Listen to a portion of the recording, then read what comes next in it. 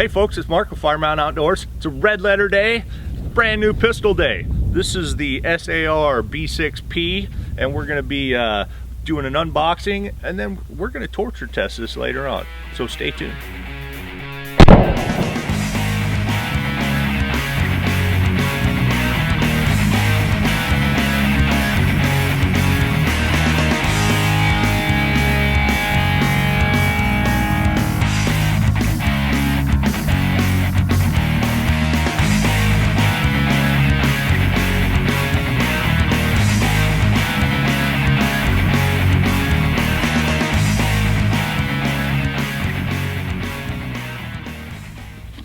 Well, let's open this thing up. Brand new pistol day. Let's see. We got the instruction manual, and of course, folks, I thoroughly read all of this and completely understand all of the directions. It came with a little lock. It came with a polymer swab brush and a very cute red Raggedy Ann colored cotton swab. And here's the pistol. It only came with one magazine. That was a magazine that was in it. Here we go. And it came zip tied for our safety. Let's go ahead and cut that zip tie off now. I used my Ken Onion scallion cutty thing to do that. Get the zip tie out of there. And the weapon is safe. Initial impressions of the controls. The safety is very, very, very stiff, and it's gritty. It's definitely hard to engage and disengage. Let's make sure we're empty. Single action pull is nice, and you know, the trigger pull is not that bad either. Double action. Let's take it apart and take a look inside. Take it apart. We've got two marks right here. We index those, and then we push. The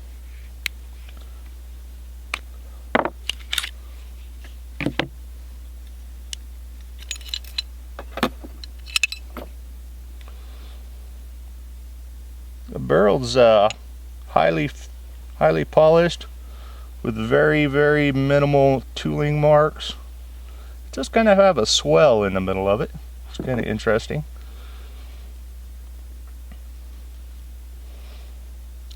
Overall, it seems to be well machined. No major ugly tooling marks. There's not a lot of debris in here.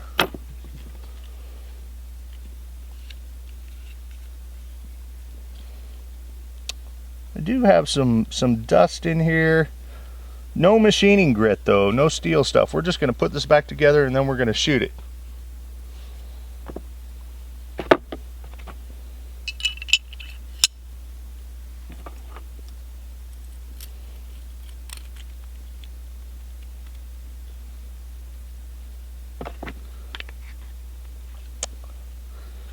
One thing to note, because this is based on the witness style, and the slide goes on rails that are internal to the frame, instead of like a Glock or a 1911 where the slide will come around and encompass the frame, the grooves are actually in the slide, not the frame, and so that rides on the inside. Now, because this has a polymer frame, there are steel inserts right here. And that is where the slide actually wears and rides on. They're at the rear and at the front. So the frame is very, very, very light. It's much lighter than my all steel witness.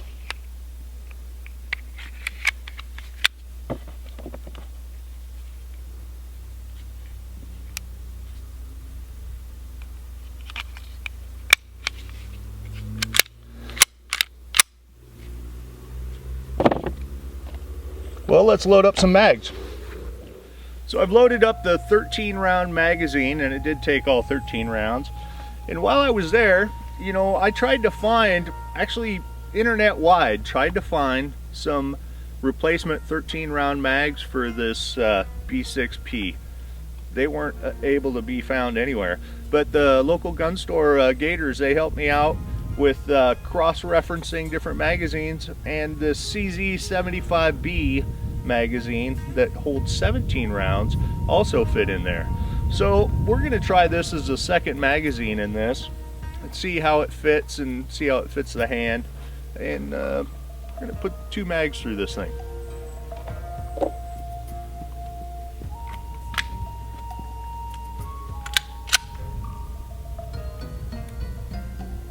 It fits in my hand very well.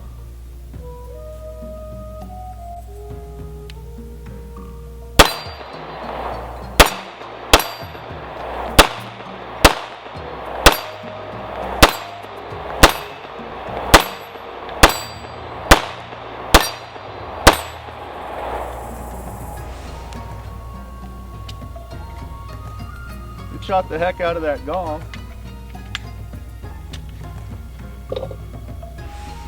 Let's try this 17 round up here. In fact, I'm going to come in there and I'm going to show you the difference in the magazines once I get done function testing this magazine.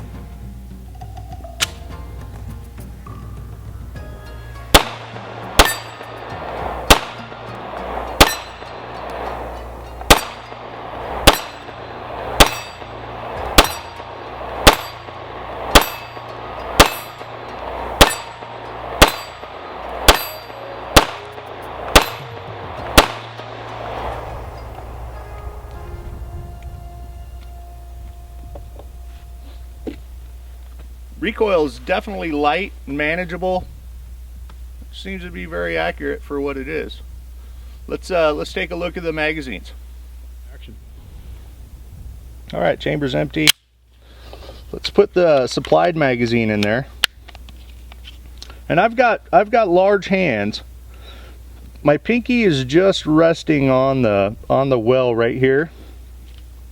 It's a little bit crowded, but there's a relief right here. I didn't notice that was wearing or rubbing on me at all. It actually fits really well. Let's put in this magazine here, which is a Megger CZ75B magazine, 17 rounder. And that gives some more room. You know, there's a little bit of a sharp polymer edge, a little machined well right there, and I could feel that would be probably problematic if I was doing a lot of target shooting with this. But I like the option of having this 13 round in there, and this is in my holster, and carrying this as a spare in another pocket. You know, if I ran through 13 rounds at a threat and then had to reload and I'm on the 17 rounder, the last thing I'm really worried about is my pinky and how uncomfortable it is. So I like the option of carrying this larger magazine in a separate pocket for a reload, and carrying that as a primary. We function tested this one with it. It definitely worked. I'm probably going to smooth that edge over anyway, just because I'm a girly boy, and make it go. I really liked the trigger. I really liked the, obviously it was 100% functional right out of the box with cheap Remington green box, 115 grain ammo. I think it's a great pistol value. Folks, this cost under $300 out the door. You really can't beat that. It's got nice 3-dot sights. Really easy to pick up the target. We're going to be doing an extensive torture test of this particular gun, just to see if you can actually buy a $300 firearm and trust your life to it. So we're going to beat the heck out of this. I'm going to work this safety a lot. It is super gritty. I'm gonna have to put some lube in there and just take it off, take the slide off and sit there in front of the TV or something and just work that for an hour or two and see if I can't smooth that up. That's a major setback, but I really like the trigger there, and I think I can smooth that up. Not so fast, Mark. Not so fast. You got to give your input on it. I got to get my input on it. I'm gonna load up a magazine and give this thing a try. It's a good looking pistol. Not going to let you get all the glory on this one.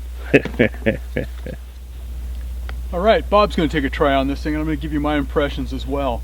Mark and I have a little bit varying differences on what we both like in pistols.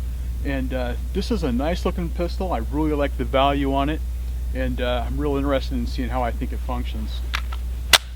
So we're going to give it a go, and got it in safe right now. One of the things I do like right off the bat is I do like this enlarged trigger guard on there. So if you like to wear gloves when you're shooting, you can get your finger in there. So let's give it a go.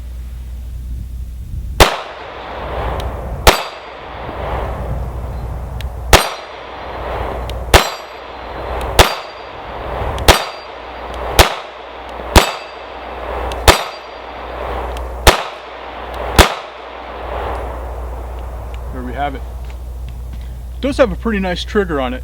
One thing it does have is the trigger reset is pretty long on that, so when you're releasing off of your trigger, it goes a little bit further than what you're expecting. Also, with having this